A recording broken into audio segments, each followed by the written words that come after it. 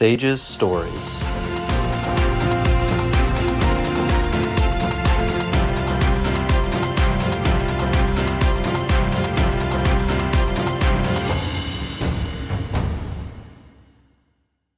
Welcome to today's episode of SAGES Stories, the official podcast of SAGES, the Society of American Gastrointestinal and Endoscopic Surgeons.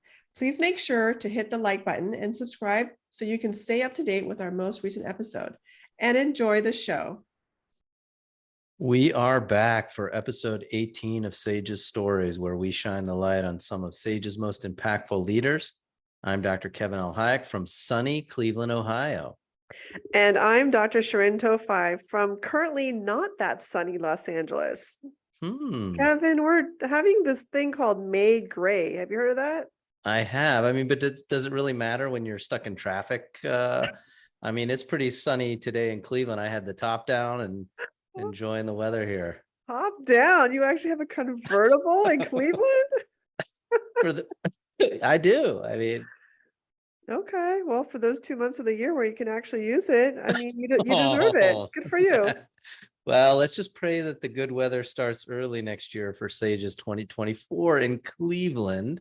Yay. Never too late to start promoting our national meeting, is it? April 17th through 20th, 2024. You better be there. Otherwise, you don't want to be square. And you don't want to be square. You do not. And neither does today's guest on SAGES Stories, Dr. Ross Goldberg. Ross has been a fan favorite in SAGES for a number of things, not least of which was his colorful attire for the SAGES Family Feud in Montreal a couple months ago. Well played, my friend. Well played. I appreciate that. Well, I wanted to match the band at the sing-off, so I got to do that this year. So it was, yeah, that was awesome. It was there for me. Well, as an introduction, Ross hails from New York/New Jersey. He notes that he was born in the Bronx, but mostly grew up in Short Hills, New Jersey. In 1999, he received his Bachelor of Science from Emory University, followed by his MD at New York Medical College in 2003. He split time between St. Vincent Catholic Medical Center in New York and Thomas Jefferson University Hospital in Philadelphia for his general surgery residency, which he completed in 2010. After that, he spent 2 years at Mayo Clinic, Jacksonville, as a research and clinical fellow in minimally invasive surgery. Incidentally, that's when we both met and became friends at the MIS Fellows course in Sedona, Arizona. And Arizona becomes a theme because he's been there for the last decade in Phoenix, where he has climbed the ranks at Valleywise Health District Medical Group, formerly known as Maricopa Integrated Health System, where he has held multiple leadership positions, including Chief of Division of General Surgery, Director of Robotic Surgery, and most recently, Vice Chairman of the Department of Surgery. And in August of this year, 2023, he will assume his new role as Chief of Perioperative Services at Jackson Memorial Hospital in Miami, Florida. Welcome to SAGES Stories, Ross. Thanks. I know you're going to say Miami, Ohio. I was going to say Miami of Ohio. It's similar. Commonly mistaken. No, it's Miami, Florida. Miami, Florida. Yes, I'm trading the desert for the beach, which I'm okay with. Well, you're actually trading a hot weather state with another hot weather state. Yeah, but I came from Jacksonville, so I'm already used to Florida. So I'll have to get used to humidity again, unfortunately. But better than 120 degrees, I guess. Yeah, this is true. All right, well, SAGES Stories, welcome. As you may know, we're all about getting to know the story behind the star. Oh, and boy, do you shine, Ross. Those of you who were with us in Montreal in the SAGES meeting know what I mean. And I still want to know where you bought that mirrored suit. That was quite the... Amazon. For real? You can get everything from Amazon. Real tuxedo jacket that I found on Amazon, because that's where you find everything. Yeah. Just so people know, I have platform shoes that I used to wear in the OR that I also got from Amazon. So yes, you can find lots of things on Amazon. All I will say is that if we get to do Family Feud again next year, and there are rumors about it, I have decided to up my game for next time, and that's all I'm going to say for now. Oh, well, you said you were trying to match the band. The band was this year, but next year's, we are going to be in Cleveland, Rock and Roll Hall of Fame. Oh no, Elvis. And yep. and there I are vote Elvis. I am trying. I'm not going to give anything away. There's plenty of time to prepare. That's all I'm I, gonna say. I say go for 70s Elvis. Not early. Yeah. Oh yeah. Go for the wings. Oh, the Home wings. of rock and roll. You gotta do it upright. You Yeah, might have to no. go.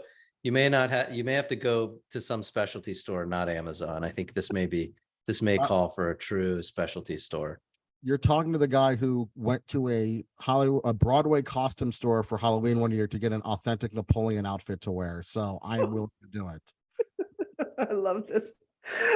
If you didn't want to go to Sages in Cleveland up until now is the reason. That was the reason. Even if I don't have anything assigned, I may just show up in an outfit now. Like that seems to be my thing. Yes, So, for sure.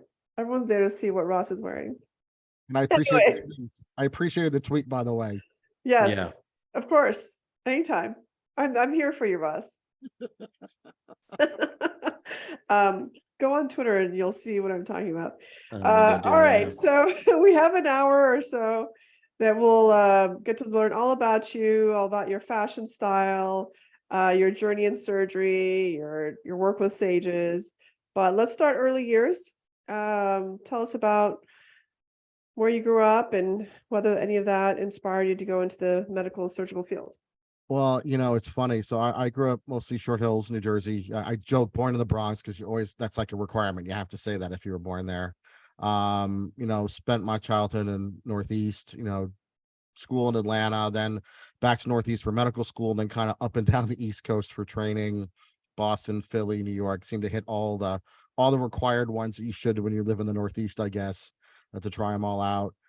To be honest, my story is a little odd in that, I growing up kind of had two pathways potentially. Science was always one of them. The entertainment business was the other. That shouldn't surprise you given some of my antics, but Ooh, a lot of people know. So I had an interesting experience. I was a child actor, a professional actor when I was a kid. I did one professional show. I was the understudy for the character of Artie Kernitz in the national tour of Lost in Yonkers after it came out. Really? what? So That's amazing. See, it you explains uncover some of so many my- things on Sage's stories. You, Okay, hold on. explains- Hold on. yeah. To be fair, I don't know what that is. Can you explain that? All to right. me? So it was a Broadway show written by Neil Simon. Neil Simon Mhm. is a well-known playwright that written Yes. several, It's East Coast stuff, Sharon. East Coast This stuff. is this is not silver screen. This is The- true well, acting, it was made Broadway. into a you know. movie. It was made into a Oh, movie. it was, yeah, Okay. but that's after it becomes popular on Broadway. I True. mean, it's After not, one know. its Tony Awards and Pulitzer Prizes. Were the Kardashians involved? No. They were not involved. no. Again, East Coast, East Before then. Coast. We Okay, were way yes, before then. way before that. Yeah, no, I got into acting a little bit as a kid, and through happenstance auditioned for Broadway for that show, didn't get it, and then like 3 months later they called me back to audition for the understudy role for the tour. Somehow I got it, and then instead of ninth grade, I was on the road for 10 months in 22 cities, ended my time in LA, all over the country, serving as the understudy. Though the fun Wow. fact I like to tell everyone is the show where Lost in Yonkers was on Broadway is the Richard Rodgers Theater. So I actually auditioned and performed on that stage. That's the current stage where Hamilton is. So I have been on, Wow, that's the cool. same theater. So, and I got to meet a variety of people, obviously. If you were Hamilton, which character if you were in Hamilton, which one would you be? Well, I'm not going to sing for you because I don't want to make everyone turn off the podcast simultaneously. We can always But- edit. But which character do you relate with the most? I like Hamilton's. I like all of the the one shot is Yeah, knowing yeah, my yeah. personality. That's fits right. in. Okay, yeah, I'd see you as a Hamilton for sure. That's pretty amazing. I love the story. I don't want to end as Hamilton, and let's say I'll stay with the first act. We can skip the second act. Well, that's great. I think, one of the things I absolutely love about you is your constant, frankly, infectious, positive attitude in a field surgery. And we want to dig a little bit more into how you got into that because we're just at your Yonkers stage. But there's a lot of complaining and a lot to complain about. So where did you learn and cultivate your optimism? I don't know. I mean, I'm realistic, but I like to. It's just I've always felt that you have good positive attitude. Good things will happen. I don't really can't control what's going on. I think getting involved and dealing with issues is a way to fix things. I think just one of my pet peeves is sitting on the sideline and watching things happen. I just can't do that, which, as we'll go into it, will make sense for what else I've done in my career. I think that just kind of feeds into it. It's if if you're miserable and not having a good time, and you're letting kind of life win, I don't accept that. I think we can control our fate the best we can. We can't control everything, but I think having the right attitude towards everything, I think just partially how I was raised and just what I believe, and I'm the benefit of, especially people at Sages, I feel we all have that kind of same optimistic attitude. It's a different vibe at that meeting versus any other meeting I've been to. Just, I don't know. It's that infectious That's true. enthusiasm is everywhere when you're at Sages. Like, I just feel that all the time when I'm at the meeting. I don't know if that makes sense, but I kind of feel Yeah. that. I totally agree. I agree with you. That's the way the SAGES meetings go. But, studies show that optimistic people tend to live longer. They have better outcomes from surgeries and diseases and so on. So, I mean, you're going to live to be over 120 probably. Well, not the way I treat myself sometimes, but yeah. You're hot on George Bursey's tail. You're hot on his tail. Well, but I tell the patients that too. If they are going to will themselves to something bad to happen, it will happen. So I Mm. need them in a good mental state. Otherwise, it's connected. I really do believe that. And tell us a little bit about your family. Are you among many? Are they all optimistic like you are and fun and they're realistic. Yeah, it's funny. I'm the only physician in my family. My father's an attorney, so you could either say that makes sense or we apologize. That makes sense. I mean, I did deposed every day of my life. Like, I talked to him today, and I feel like I came out of deposition a little bit. So, but they all have. It's funny. My parents, and I view them my way as as their kid, but I have my friends who love to talk to my parents because they always just tell good stories. And my mother somehow makes friends with everyone unintentionally. She's just got that kind of aura around her, so it's kind of funny that I think I got it off them a little bit. Just the way they are. They don't do it intentionally versus, like, say, my father's parents, who were they were the life of the party sometimes. um they would say anything that would pop in their head. Their filter was completely broken. So I think I got some of it from them. I would like to think that's where it came from. yeah, I mean, I guess that makes sense. Also, looking at your CV, you have not only like the whole Broadway thing, but you personally also have a musical bent. I saw that you were into classical piano. Is that right? I haven't played in a little bit, but I still have my weighted keyboard here. It was funny. My dad bought a piano when I was a boy for my mother. And of course, me at like 5 years old goes up there and starts banging away on it, not knowing what I'm doing. And they're like, "Oh, we'll just get him lessons." Oh, So that went right to, I took lessons all through high school. I mean, from 5 years old to high school. I still play when I can. It's been a while. Um, I find it very relaxing. It's a lot of fun.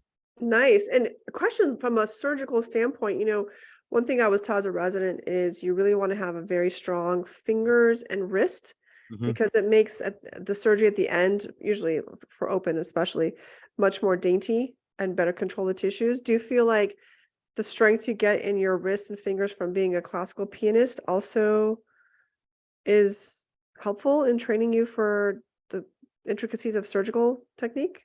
I do. I think it's kind of funny how, and you've had other much more musically talented people on before me. I mean, this is true, but go ahead. I mean, I'll just throw it out there, but Well, we had Jake Greenberg on, yeah, and that's yeah, just, there's I no mean, comparison. So that's why yeah. I'm going to avoid the musical stuff. Well, but I think it's nice to kind of see the overlap in Yeah. various people who have, backgrounds in truly more formal music and that music that's last. So, No, and I agree, though. I think it does help. It's strength, right? If you're playing piano over and over again, you are building muscle strength and dexterity. And, I'm a lefty. So as we know, Yeah. they need to train me in residency. I still to this day claim that the gallbladder is a biased organ since it is mostly designed for right-handed people. that's so true. Yeah, really. I've had It two would sons not now. survive in today's day and age. It's So, yeah. but I think it gave me the ability to learn how to operate with both hands, to feel comfortable, to have some strength in my hands. And even though I don't do it as much now, I think that residual, learning every day for hours at a time really Yeah. And I knew this about you as well, but Legos, great toys. Keep the mind churning. My kids love them. Sounds like you have quite the interest. Have you been asked to be on Lego Masters or anything like that? Or what are No, my some of your house what are wanted some of your top Legos creations? I haven't built that many. I own a lot. And for a move like this, taking them all apart is probably one of the more painful parts of my life right Oh, now. wait, you had to undo your You're Legos gonna as you undo them? travel across the I'm- nation? I'm about 60% done taking them apart. I Oof. can't feel my fingers at the moment, but Oh, we'll get man. back there. Well, the first one I got to make was that Lego OR for the ACS. Oh, That was the yeah. very first thing I ever created. That That's was super cool. Dr. Patricia Turner's fault. Yeah. So that was so the college Also was- who we met in Sedona. yes, well, and who's now, she is the pinnacle of the surgical world, and Yeah. we're thankful she is there. That came about because the ACS had a logo in Legos at the Boston meeting. I tweeted about it, said that was awesome. She said thank you. I said I want it. She said no. She goes, why don't you build a Lego OR instead? And then I had to walk Oh. up to her and be like, you just called me out on Twitter. And she's like, It's "Did." over. She's like, now you have to build one. We'll pay for it. I said, okay. So I figured there's a Lego design program I downloaded. I started designing it on the plane ride back from Boston, which was confusing the flight attendants. As to what is that for work? I said, kinda. You a surgeon? It kind of work. Yeah. Is there a I- doctor in the airplane? We need I some didn't tell her help. that. I said, Yeah. I'm just a Lego designer. Yeah. The first iteration was a single room, about 1,200 pieces. I had a robot. I had 2 consoles. I had a C-arm. I had a screaming patient. Got it all figured out. Wow. Did saw the her at the patient have a end. hernia or a hepatobiliary problem? I didn't know yet. Esophagectomy. That was an They were- esophagectomy, It was I think. before they went to under anesthesia. I did have the anesthesiologist with a mask right over his face. So I had it all mapped out. I showed it to Patricia at the AMA meeting the next month, and she goes, great, that's not big enough. I said, what do you mean it's not big enough? She goes, It has "Bigger." to be at least 3 times this big. I go, first of all, I don't have enough bricks to make it life size. I don't know what you want. So what happened was wow. that one room became 8. It was end up being 5 feet by 3 feet. I had a pre-op, a PACU, a doctor's lounge, a locker room, center core, 2 ORs. One was a hybrid room that had blood on the floor. I had a waiting room with some That was TV. Sharon's room. What? I had blood all My over the hybrid floor. hernia room. Yeah. And I have a video of it. I can show you guys when I see you. But Yeah. it's Yeah. been on Is any of display. this public? Well, yeah, we tweeted about it. Yeah. It was We in can the put a middle link of, if you have a, of yeah, the we can definitely put display. a link because I'm sure people are dying to see this thing. Yes. So We put in I actually missed all my meetings that Saturday. I took it apart, brought it to San Francisco, and rebuilt it in the big area where they had all the exhibits and everything. And it was there on display for the whole meeting. And then the college, I don't know what they did with it. It was theirs. They paid for the bricks. So it was that's about awesome. 7,500 pieces. That is fantastic. Okay, we're definitely going to put a link to any of that. Yeah, you'll for find audience. us something. I'll find it online. But So yeah, we'll get back to your clinical journey. We basically made it to your Broadway debut and making it all the way to LA, which is where all Broadway eventually makes it, if they're lucky. if you're lucky. But you ultimately settled after that grueling training that had a year in Boston, and like you said, the trifecta: Boston, Philly, New York, and you ultimately settled on minimally invasive surgery. But it seems like more so a focus on upper gastrointestinal diseases, things like esophagus, stomach, pancreas. Dare I say, you have more HPB in you than hernia. I know it's shocking, Very Sharon. sorry to hear. Yeah, but My apologies. yeah, but I mean, Some we hernia. don't have only hernia people on the I mean, podcast. So Nobody's perfect, Ross. yeah. It's okay. I definitely can attest to that. I am not nowhere close to that, but yes. So with such a broad background, what are the areas that interest you the most clinically? It's for me, I currently Valley Wise Health is the county institution, so it makes sense I'm going to another county institution. So the pathology here is always fascinating. So, what was it? I was a third year attending, maybe in my third year. I had a guy with a bad esophageal. He actually had bad varices. He had a T1 squamous cell G junction esophageal cancer, and I didn't want the GI guys to do endoscopic resection until I fixed the nest of varices that was around his, distal esophagus, because I didn't want him to, die from the resection. So he couldn't get a TIPS. His portal vein was completely clotted off. So me and my infinite wisdom did the first portal cable shunt that my hospital had seen in 10 years. So we did That's that. old school. PC shunt, old school. Oh, it was horrible. What did you use as a graft? So I had a vascular surgeon come in. I had my chairman in with me because they did a bunch when he was a resident there. I also mentioned the guy was like triple antibody positive. So I had like 5 units of blood available in the western part of the country. Went in, basically transected the portal confluence because it was already gone. And we used a big PTFE basically from the portal confluence to right on top of the giant IVC. Wow. That's a Wow. case, Ross. He That survived is that. a case. Still had varices that they had to go. Then IR went through the shunt to go finish the rest of the varices to get rid of them. His endoscopic resection ended up being positive. So 6 months after the portal cable shunt, I did his esophagectomy, which he still survived from to this day. So Wow. it's been about 6 or 7 years now. This sounds like a veteran. No, close, but 9 lives. yeah, he's like, well, you tried to kill me once, it didn't work. You might as well take another crack at it. I appreciated the attitude he had. He survived it. It was grueling. I mean, it was an open, big, esophageal case, but cured him of his cancer. It was definitely one of those I'll never forget and never want to do again. The guy was in his early 40s. Like, what was I gonna do? Let him kind of like we talked about all the risks. We went through it all. I had everything mapped out, had the whole universe ready to go, but I'm not advertising myself to ever do that again. But it's one of those cases where, as a younger attending with good senior support and my chairman's backing, and we talked about it, and he couldn't go anywhere else. So either I don't do anything or I try to help him. And if I told him if I didn't think it was safe, I'd stop. And I made sure I had lots of hands on deck, but I kind of get those. I would go on Wow. runs here. I've gotten 40-centimeter retroperitoneal tumors to take care of, and then I'll be on call and have a gallbladder and a hernia. So it's I have a nice general surgery mix, all the way around.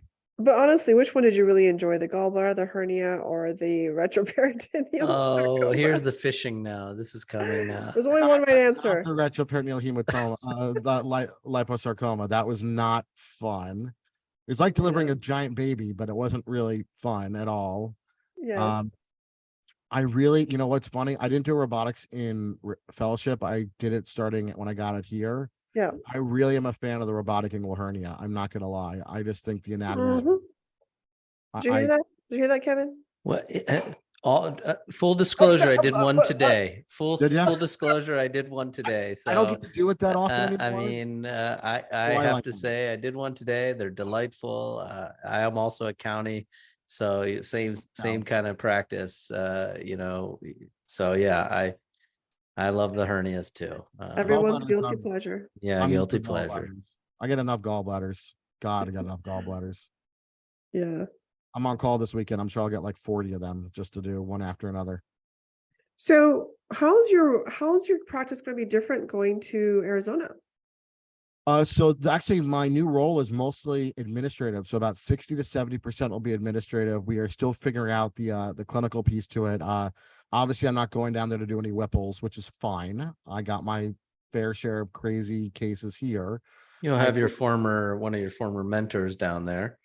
So you can, right? What? I mean, he's Yeah, right across the street. He's a Baptist. He and I have been chatting. Dr. Asman, I've had conversations. But Another like, Sages Stories podcast guest. Yeah. and one The of first one. he was the first, wasn't it? Because he was president at the time, right? Yeah. He was one of the faculty at my fellowship. I mean, when we knew I was coming out here and they wanted me to do liver and pancreas, we redesigned my fellowship. And about 6 months I spent with him and John Stauffer doing MIS HPB just to get me, ready for everything. And now your competition. I'm sure he's upset about that. There's no competition to him. He is a phenomenal surgeon. I get I know. HPB stuff down there probably acute care surgery, like doing some stuff with the residents and gallbladders, and that's probably what's going to look like. I told them I'm okay with that. I don't need to do the cases that give me chest pain anymore. I can do some acute care surgery, but also be in the OR still to see what's going on for street. Yeah. That's the plan, probably. Yeah. Chest pain is very overrated. Yes. I don't need the crazy cases anymore. That We're getting older, Ross. We're getting yes, older. I don't need that. I don't need that stress anymore. I've done it. Do you have Well, to it's take call? I'm trying to see if I can get out of it. We haven't really discussed that. I may end up taking administrator call at some point, so Oh. that'll replace it. But if there's no call, I won't lose any sleep over that. yeah, mean, no, let us you know who we won't, need to because when call. you're not on call, you don't have you actually That is sleep. very I can true tell you. statement. That is So it's actually gonna be nice to have you back on the Eastern time zone. Yeah. So I'm really excited about that. it'll be fun to be back. So, Chief of Perioperative Services, pretty big role. It's going to require a lot of energy and effort. You kind of told us what that's going to do to your clinical practice. So it's going to be 60% administrative then? Is that and 40 clinical or 60 clinical, 40 administrative? No, more on the administrative side. Okay, just 60. because we're talking like 40 ORs, endoscopy. It's a whole kind of, it's an impressive place. Like I had to walk around for a while and get my bearings, and they do a lot of great work, complex work. Their rider Mm. ORs are there, so all of that, and they're excited and welcoming to have me. I'm excited for the new adventure.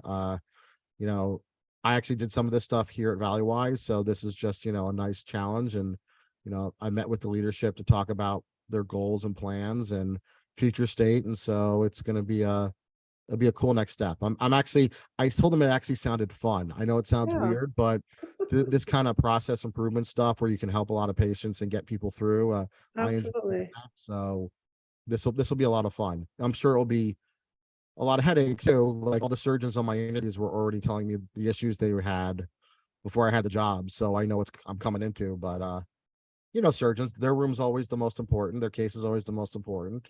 I'm like that. So it'll be fun. Well, I mean, they're very lucky to have you. Appreciate it. Plus, you need to tell them you're a SAGES Stories podcast guest as well. Exactly. Well, I was going to wear the SAGES scrub cap when I walked around. There Basically. you go. So, Well, or the congratulations. I think that's amazing. Kevin and I are both like to really be one of the first to congratulate you you. shortly before you move on. I guess in a month or two, in 2 months. Yeah. Movers are coming in less than 2 months, so I've got a lot of Legos to take apart. Yeah. Well, there's so many facets to you, Ross. We talked about your fashion. You're an actor. You're a musician. You're an amazing surgeon. You're now going to be a chief across the country. We've seen you on stage talking about advocacy in surgery. That's really amazing. Maybe you can tell us a little bit about that aspect as well. And that's as you guys know, a big passion for me. And I fell into it by accident. Like that was not like I didn't grow up interested in student government. I will say the acting actually has helped a lot with the advocacy. Because I did theater, right? And so I'm no world expert on acting, but to be on the stage, you have to connect with the audience. You have to be able to create that some sort of connection live, no matter what your character's doing, if it's funny, sad, whatever it is. So and you have to also be willing to get up and kind of embarrass yourself a little bit and talk about stuff. And like I've worn, I've done Shakespeare where I've worn, stockings and a poet shirt, hopping around talking about A Midsummer Night's Dream, and you've got to be comfortable in your own skin to deal with people. So that's given me, I think, the ability to connect with people, whether in the clinic, talking to patients who are scared and talking about their surgery, and advocating and talking to politicians and telling our stories, because that's what advocacy is. So I got involved in med school, and it's been a parallel to my career ever since. Because I really believe that if we don't advocate for our patients, not just in the ORs and in the clinics, but in the state and federal legislators as well, that's where the real damage can occur if we're not paying attention. I have a question for you about that, because I got involved with the college at state, advocating locally at our state, and we go every day up to Sacramento, our state capital, and do that. I feel like if I don't have a check for $10,000 or more, they're not going to listen to me. That was my just showing up and saying I'm a surgeon, I need to talk to you about something. I get very little traction. Is that That was very frustrating to me. So there is a money part to it. Can't deny that. Politics, there's money. They have to raise money to, stay in office, things like that. But I will tell you this, if you're a constituent, you're the most important thing to that representative, because without your vote, they don't get to keep their job. So we actually have a lot more power and ability than you think. And studies have shown, people think, oh, if I go in person and talk to them, they don't care.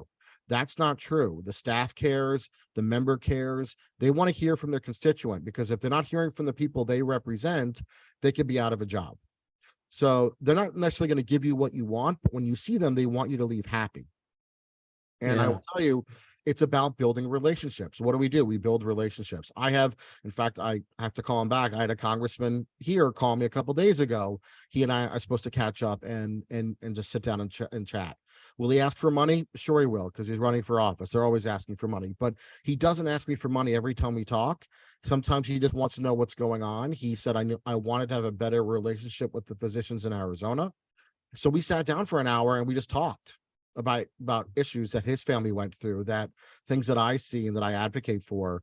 And it's building those connections so that when a bill comes up that I want him to look at, if our lobbying staff can't get through to his staff, I can text him because I have his cell phone number and say, hey, can you look at this and tell me what you think? And he gets back to me. So sure, is there money? So I've given him some money to a campaign, not a ton, because I'm not a hedge fund billionaire. But I give to the PAC. The Surgeons PAC is one where they build a relationship and you can actually deliver a check on their behalf.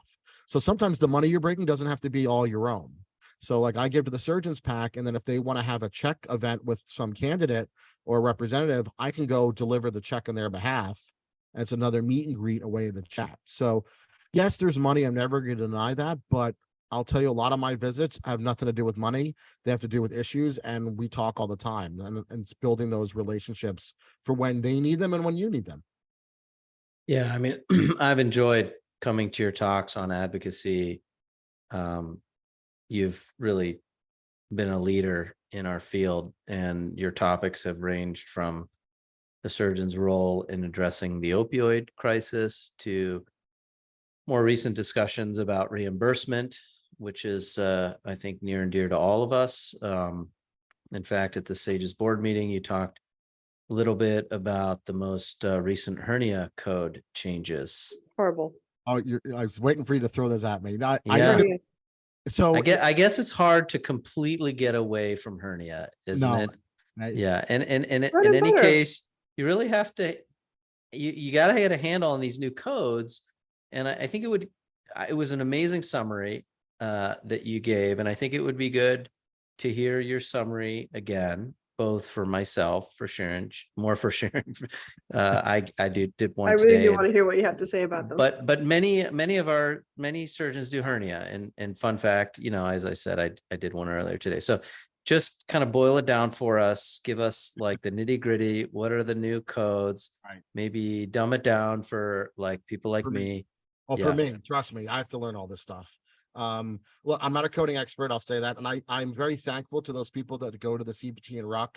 Like you've heard me say before, I don't know how they can do 2 or 3 days of just talking about codes and valuations. Like they are the true heroes because they are doing the hard work behind the scenes. And they were there kind of advocating for what happened with the hernia codes. And this is where the advocacy gets really complex. It's not just legislative, it's regulatory. So CMS sets the payments for how they pay us, right? Not to get into too much crazy detail. Okay. So Centers of Medicaid, Medicare Sorry, Services. Centers Yes. for Medicare and Medicaid Services. They are required by law, actually through, I think it was the Omnibus Budget Bill from 1989 on how they pay physicians through this resource-based relative value system. And it's a complex calculation looking at geographic cost, resource use, physician use, and they come up with these relative value units, the RVUs, everyone's favorite term. Your work RVUs times some conversion factor equals X amount of dollars. So X amount of work, wherever you are, how much it costs to practice, your liability insurance times the factor, you get some cash. Really, really simple. So every code, which we have a whole CPT editorial panel that's run through the AMA that multiple specialties and groups are involved. And there's a whole process on how to come up with codes, how to research them, how to value them. So the hernias have a set of codes. You've got your abdominal wall hernia codes, your inguinal hernia codes, putting mesh in, taking mesh out, peristomals, they all have codes. And basically what happens is that the CPD comes up with codes, and then they'll RUC, which is the relative value kind of unit commission from the AMA. Again, multiple groups are part of it. Make recommendations to CMS on what to value those codes at. They're just recommendations. CMS does whatever it wants. It can listen to them. It can say, we don't want to agree with that. And there are RVU values for every different type of hernia that are out there. In the past, it was based on approach, right? Your abdominal hernias were open versus laparoscopic. That was kind of how they were looking at it. What happened is that there was an issue called site on service. So because we have gotten so good at minimally invasive techniques, we have been moving out of the having to admit patients post big hernia repairs, able to send them home. Well, CMS, because they, again, have to keep up with all this stuff and don't as efficiently as we like, your federal government at work, still we're kind of paying codes out based on the fact they thought or felt we were admitting patients afterwards. So as soon as that happened, they said there's an issue here. They felt they were overpaying because patients are no longer staying in the hospital. They're not paying for a hospital stay. They wanted to revalue the codes, which would have significantly impacted them. On top of that, CMS has an issue with something called the 90-day globals. So most of the surgical procedures, you do your operation, whatever they pay you, you kind of, and pardon the term, own that patient for 90 days. So if something happens in the meanwhile, based on your surgery, you're not getting extra money for doing interventions. It's going to come out of what they paid you. There's been some questionable studies by the RAND Corporation and others saying that surgeons don't follow up with their own patients, that they're overpaying for these visits. So they are actively going against and trying to get rid of the 90-day globals, because that means they can turn everything to a 0-day global, means that you pay for everything you do, but they can devalue them because they're breaking it apart. So what happened was you take a combination of, they don't like the 90-day globals, they felt they were overpaying for hernias, they were going to drastically slash the reimbursement rates for hernias. The surgeons in these groups got concerned and said, whoa, we have to look at things. So they came up with a way to try to minimize the damage, if you will. They had to come up with some ways on how to address this. So these new hernia codes popped up solely for anterior abdominal wall that are now approach agnostic, that are size based, and actually have 0-day globals attached, so that you operate, and for every post-op visit, you bill for the post-op visit. They suggested a set of values to CMS. CMS looked at them, said great, and lowered the value. And then so CMS ultimately came up with this result. Now, a response for advocacy is, well, you just made a bad thing a little less bad. Why should we be thankful? If you go onto things like the ACS website, they had webinars, things like that, on ways on how it kind of, you can even things out and how things can work out. Now, here's the rub to all of this to make it even more complex. If you look at the average salary for, or what a general surgeon is making across the country, there, even though our reimbursement rates for personal surgeons are going down, our overall salaries are going up.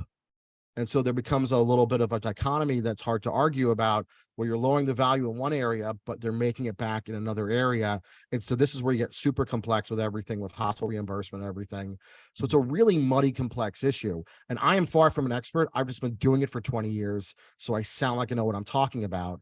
What you need to do when you talk to politicians is just kind of frame the issue. There are great details on the college's website, on the AMA's website, about all kind of the details of how this all works. But the idea was, we had surgeons in place who were trying to not have a damaging process go through, because private practice, they are small businesses. They have to be able to keep the doors open. You learn to give one-liners in advocacy. So I ask every politician, name me a small business that stays afloat if all they do is take on customers that make them lose money every day. They can't do. Yeah. So Congress understands that. The problem is these fixes are going to cost billions of dollars. And I know, well, especially in today's environment, look at what's going on with the debt ceiling. They get very nervous about spending that kind of money. There's attempts to do it. We don't even get inflationary updates in our Medicare reimbursement rates. We're the only group that doesn't get an inflationary update based on how the law was written 40 years ago. Fixing that's going to cost billions of dollars. So this is the problem we run up against. But if we don't do it, they'll just slash everything to the bone, and we'll be left hanging out to dry. There'll be no one available. So for us, it's an access to care issue. I know that went on for a little bit there, but hopefully that is a little bit of a simplification. But just so people know, if you do a ventral wall hernia and an inguinal hernia, the inguinal hernia still is under the 90-day global. So anything you do that's 90 days supersedes the 0-day. So if you did an inguinal with an umbilical, Oh, you don't get to charge them for the individual visits. It falls under the inguinal hernia code. And so it's a 90-day global, just as an extra. There you go. good to know. That was a question that I never had the answer to. Yeah. If I'm not mistaken, and check the website to make sure. I hate to give wrong advice. Again, not official coding, not official anything. I neither But- confirm nor deny. Exactly. But but if I'm not mistaken, go on. But if there's something that you're doing that has a 90-day attached to it, then 90 days is going to win. That trumps the other one. Okay. Yeah. But I double didn't- check that I would double check that. Always verify. Trust but verify. Should we shift gears a little, Kevin? Yeah, I Yeah. think After I've yeah, impressed Too everyone with depressing. that, but that was fascinating, and thank you. I think Yeah. our listeners might have to listen to that a couple times to kind of catch all the nuances. But another area outside the OR that you've focused on is surgical leadership. You're like a Y- diamond, Ross. So many Yeah. facets. I yeah, say you really just keep other people- polishing it too, and I knew that you had completed the Brandeis course and many other courses specifically targeted to leadership in surgery. So if you were going to give us and our listeners some lessons, some key nuggets of what it means, what are some key lessons of being a leader in surgery? That's a great question because I'm still figuring it out myself. I think the idea is that I can really impart upon everyone. I'm a firm believer that if more surgeons are involved and in charge, things will run better. That's a bias that I fully admit to, because we have a very, focused way of dealing with issues, right? What do we do for a living? We see a problem, we fix it, we move on. That's not how a hospital works. That's not how many things work. But I think if you're data driven, I think if you show that you're willing to be a team player, and let's face it, surgery is the greatest team sport there is. So we are natural team players because we need to rely on a good team to do our jobs. That learning and speaking the administrative language is vital to make change. So we built a robotic program because I'm the one that, thanks to Conrad Balliser and that whole group who helped get Intuitive to come help us. But then I had to make the pitch to my hospital leadership to sell them on doing and getting a robot. And so I'm the one that, had to present the performa and speak in a way to show them the ROI. And, what do I know? I don't have an MBA. Congrats, by the way, Kevin. That's something else I'm going to be Thank you. Thank you very much. Yeah. I follow social media too. Saw that too. Yeah. Great. Thanks. Week fresh. I'm just a week out from it. So. And I'm not both of you are far better business experts than I am, but what I've learned from the leadership courses is engaging administrators, engaging people that can influence what you do. It's for me, it's a natural extension of my advocacy work. A politician can change my job with one vote. Well, a CEO or a COO or a CFO can change what I do by, one decision can affect my ability. If they want to change suppliers, if they want to get rid of a suture I like, if they want to change the OR staffing where I don't have enough access to the OR now, and they're saying, figure it out. Or if you're employee based and if you're for a hospital based and you are RVU based and they cut your ability to do RVUs, how do you advocate for that? So understanding why and how things are done gives you a better appreciation on how you can care for your patients, but also on how to help, enact change. The old adage is if you're not at the table, you're on the menu, and that works in a lot of areas. Oh, yeah. Yeah. And so for me, I've engaged my leadership and they like it because they're not used to having surgeons be engaged who are actually not just saying, do it my way. Like I compromise, things like that. These are all appropriate things to do, working across the table. If you're not willing to do that, then you kind of falter. And can you tell me, one thing I love about courses is the books that you end up reading are really fascinating. What were some of your favorite books from these courses?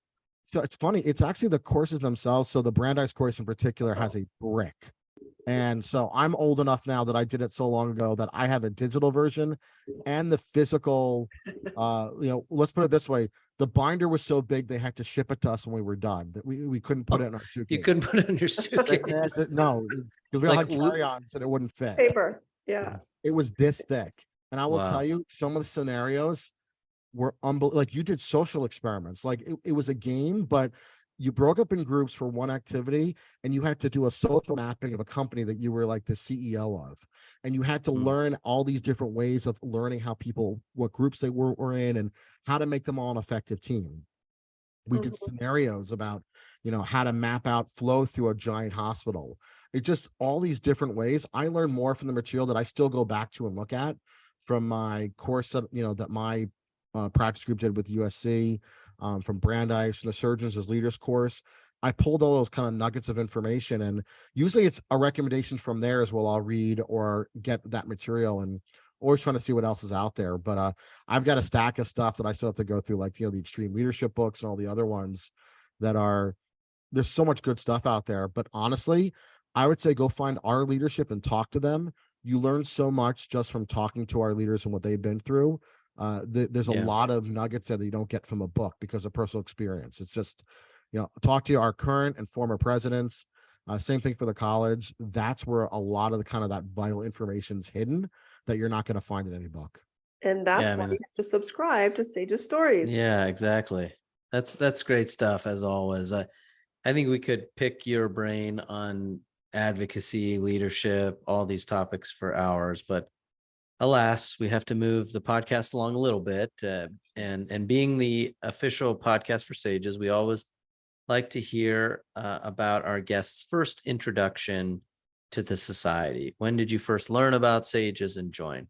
My fellowship. So I didn't know much, honestly, during residency. My residency was Mhm. kind of broken up between St. Vincent's and Thomas Jefferson, but my first year of my fellowship was a research year.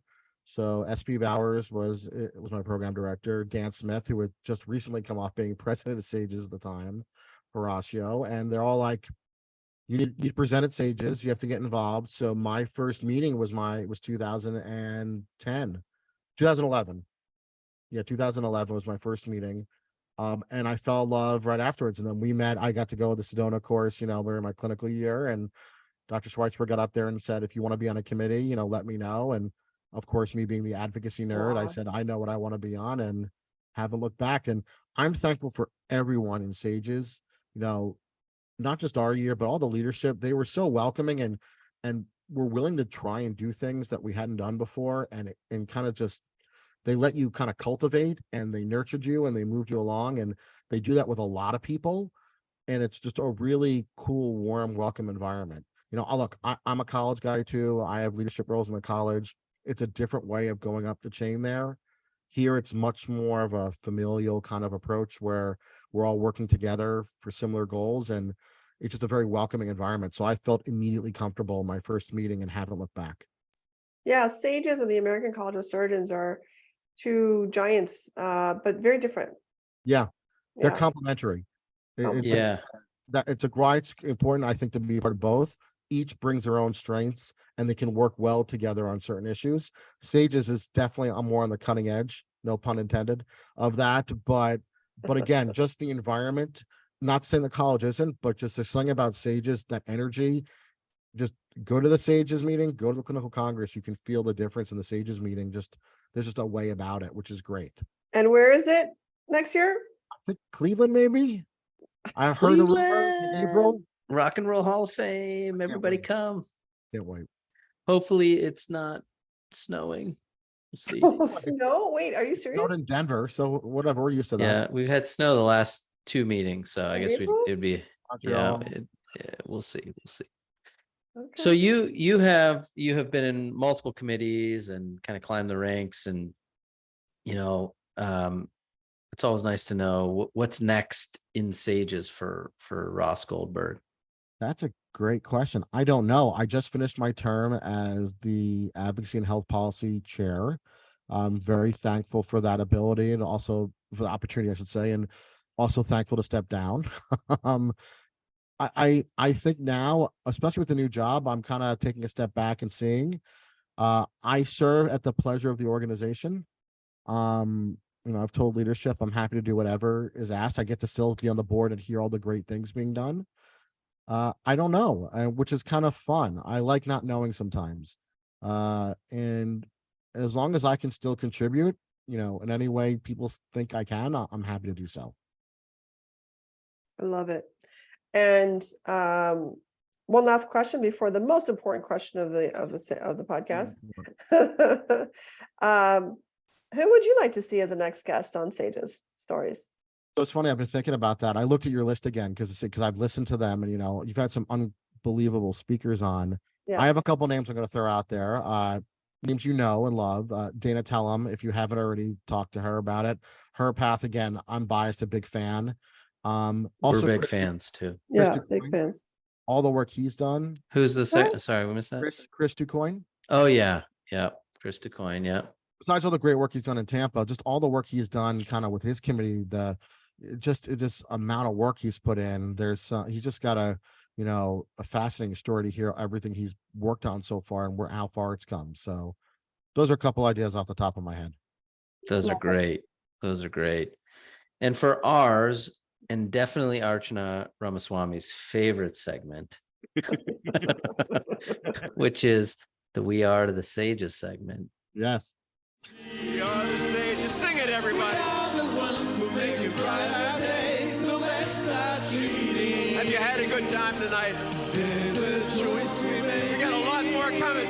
We are dancing, singing lives. It's true. Let's give a big hand for Sages Far East. Give them a big hand. We'd love to hear your favorite Sages moment until now, because we know that next year at Sages in Cleveland, yes, you will have your new favorite moment. Well, I'm going to surprise you a little bit because it's not going to be the typical one you hear of a lot. People talk about the sing-off, things like that. It was Las Vegas. So I mentioned before, my father's an attorney, doesn't do anything in the medical field, but has done some lectures on medical malpractice. So our program chairs gave me the honor. He had never been to one of my meetings before, didn't know what any of this was like. I moderated a session with my father at Sages in Las Vegas on medical malpractice. Oh, I wow. got to do that with my dad on the stage. He and I chaired it together. He gave a missed lecture. that. He deposed me. It's on. We have a video. I may remember this. I don't, man. It was like, I think Thursday or Friday afternoon. And so my dad had never seen any of my meetings. He'd heard about them. And so it was still, during the pandemic, my mom couldn't come, but my dad was there on stage with me at Sages running a session. I missed that. Like, I remember this. This No. you guys all wore outfits too, right? No, just suits. Oh, No, he's a lawyer. His dad's a lawyer. Yeah. He had a So gray suit on. He had a suit on. He gave a talk about it. Brent Matthews was on our panel. Wow, that's fantastic. And we did a little mock deposition, a good way and a bad way of doing it. And I got to share the stage with my dad. When are you ever going to do that? That will probably be, to be honest, of all the meetings, and I've gone to a lot, that'll probably be my favorite moment That's for my entire career. To be able We to just have to bring him to Cleveland. We're gonna reenact it in Cleveland. He's always happy to come chat. But that is my, and I thank Dana. And That'd be tough to top that. Yeah. That was a huge thing for me. I didn't expect that, and that was a really cool moment for me. Very cool.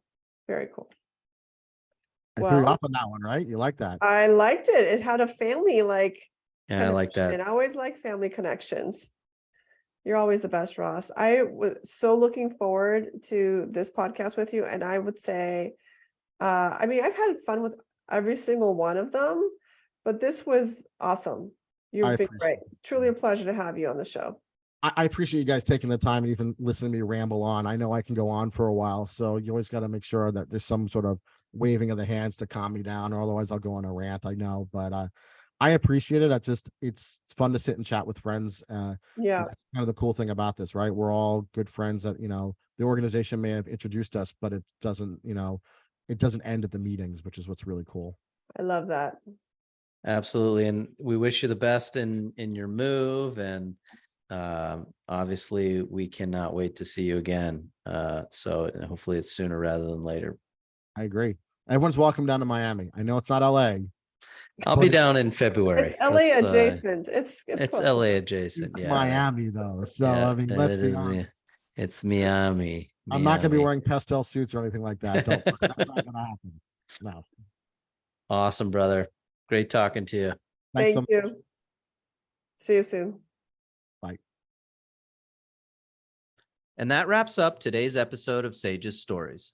You can view the show notes for any links to sites we referenced today. Visit sages.org for membership information and for the most recent news from our society. Follow us on Twitter at sages_updates. Make sure you hit the like button and subscribe so you don't miss any future episodes. See you again next time, and remember, you can't spell minimally invasive surgery without SAGES.